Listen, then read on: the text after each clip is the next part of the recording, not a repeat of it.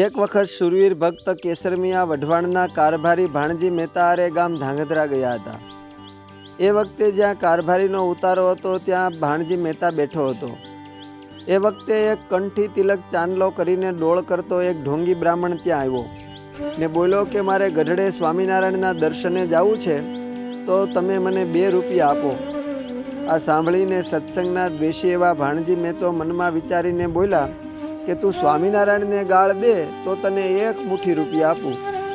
ત્યારે એ રૂપિયા સારું ગાળ દેવા તૈયાર થયો. એ સમયે કેસરમિયા ત્યાં બાજુમાં ઊભા હતા એટલે ક્રોધથી સમસમી ગયા અને બોલ્યા કે ભટડા, જો તું મારા સ્વામિનારાયણ ભગવાનને ગાળ દઈશ તો હું તને માર્યા વગર નહીં મેલું ને તને માથામાં આ મારી તલવાર મારીશ, માટે ગાળ બોલતા પહેલાં વિચારજે. ભાણજી મહેતાએ ઉશ્કેરીને એને ગાળ બોલવા પ્રેર્યો એટલે બ્રાહ્મણ સ્વામિનારાયણને ગાળ બોલ્યો. એ સમયે નિષ્ઠાવાન કેસરમિયાને તો કાળ વ્યાપી ગયો અને પોતાની તલવાર ઉગામીને મ્યાન હોતી જ બ્રાહ્મણના માથામાં મારી એટલે બ્રાહ્મણ પડી ગયો. ભાણજીને પોતાનું મનનું ધાર્યું ન થયું એમ જાણીને દ્વેષથી કેસરમિયાને નોકરીમાંથી બરતરફ કર્યા અને કાઢી મેલા. કેસરમિયા ઘરે આવીને પોતાના ઉચાળા ગાડામાં ભરીને બીજે ગામ રહેવા જવા તૈયાર થયા. એ પહેલાં રાણી સાહેબ પાસે રજા માગવા ગયા. રાણી સાહેબે પૂછતા તેઓને સઘળી હકીકત કહી જણાવી ને બોલ્યા કે મને ભાણજી મહેતાએ કાઢી મેલો એટલે બીજે રહેવા જાઉં છું. આ સાંભળીને રાણી એમને ધીરજ આપતા બોલ્યા કે તું 3 પેઢીથી અમારા રાજનો ચાકર છો એટલે તને હું જવા નહીં દઉં. ભાણજીને હું કહીશ એટલે તને કાંઈ નહીં કહે. આમ રાણીએ એમને બીજે ગામ જતા રોક્યા ને બીજે ગામ જવા ન દીધા. થોડોક સમય વીતે એકવાર કોઈ મહાજનની જાનને કોઈ બારવટે લૂંટવા ઘોડા ફેરવા તો એને બચાવવા સારું વઢવાણની વાર ચડી. એ વખતે તેઓ સૌ સાગરીતો સાથે ઘોડે ચડ્યા. છેક ગઢપુર વટીને મહાજનની જાનને સલામત રીતે મૂકીને પરત પોતાના સાગરીતો વઢવાણ જતા હતા. એ વખતે ગઢપુર રસ્તામાં આવ્યું ત્યારે સૌ બીજા ઘોડેસવારો બોલ્યા કે આ તો સ્વામિનારાયણ રહે એ દાદા ખાચરનું ગામ આવ્યું ગઢડા. કેસરમિયા, તું એના દર્શને જઈશ કે? કેસરમિયા કહે હું તો જઈશ જ. તમે પણ ભગવાનના દર્શન કરવા આવો. ત્યારે એક એમાંથી ટીખળિયો બોલ્યો કે તું કહે છે કે એ ભગવાન છે તો જ્યારે તું એના દર્શન કરવા જા ત્યારે એ પોતાના ગળામાંથી હોનાની ઉતરી કાઢીને તને પહેરાવે તો એ તારા સ્વામિનારાયણ ભગવાન હાચા. આ સાંભળીને કેસરમિયા કહે એ તો સાક્ષાત ભગવાન છે.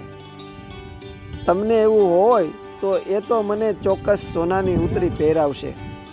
આમ વાતો કરતાં કરતાં ઘોડે સવારોએ ઘોડા દાદા ખાચરના દરબારગઢ તરફ વળ્યા. શ્રીજી મહારાજ એ સમયે સર્વ શ્વેત વસ્ત્ર ધારણ કરીને માથે 3 છોગલાવાળી પાગ, મોંઘા અલંકાર, વિવિધ ફૂલના હાર, તોરા અને ગજરા વગેરે ધારણ કરીને લીંબ તરુ તળે મુક્તોની સભા વચ્ચે જેમ ઉડુગણમાં ઉડુરાજ શોભે એમ બેઠા હતા. જ્યારે આ સૌ આવ્યા ત્યારે શ્રી હરિ ઢોલિયેથી વાતો કરતાં કરતાં ઊભા થયા અને બોલ્યા કે સૌ વચાળે ચાલવા માર્ગ કરો અને અમારા કેસરમિયાને દર્શન કરવા આવવા દો. ત્યારે શ્રીહરિના કહેવાથી તુરત જ સભામાં માગ થયો.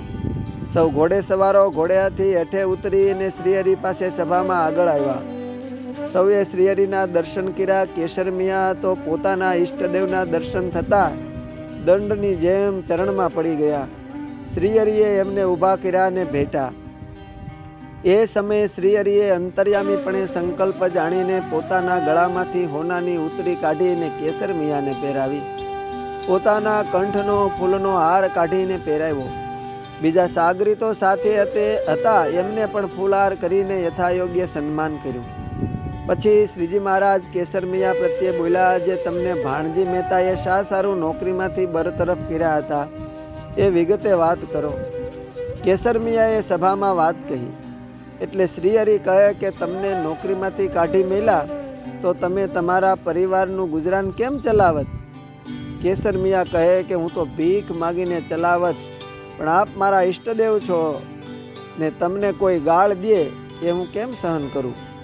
કેસરમિયાએ પોતાની નોકરી જતી રહેવાનો વિચાર કર્યા વગર શ્રીહરિનો અને સત્સંગનો શૂરવીરતાથી પક્ષ રાખ્યો એ જાણીને મહારાજ અતિ રાજી થઈને ફરીને ભેટી પડ્યા અને સૌ વચ્ચે એમનો વાહો થપથપાવ્યો અને બોલ્યા કે કેસર મિયા, અમે આજ તમ ઉપર રાજી થયા છીએ, તમે જે જોઈએ એ વર માંગો. કેસર મિયા કહે કે મહારાજ, આપ પ્રત્યક્ષ મળ્યા એનાથી આ જીવનમાં હવે વિશેષ કશી મનસા નથી. ત્યારે મહારાજે ફરીને આગ્રહ કરતા વર માંગવા કહ્યું તો બોલ્યા કે મહારાજ, મારે ઘરે જે કોઈ મરે એનું કલ્યાણ થાય, એને જમ લેવા ન આવે. શ્રીજી મહારાજે માથે હાથ મેલીને એમને વર દીધો. એ વરદાનથી અદ્યાપી પર્યંત એમના ઘરેથી જે મરે છે એને શ્રીહરિ તેડવા આવે છે અને જીવાત્માનું કલ્યાણ થાય છે. અસ્તુ. જય સ્વામિનારાયણ. શ્રી હરિચરિત્ર ચિંતામણીમાંથી.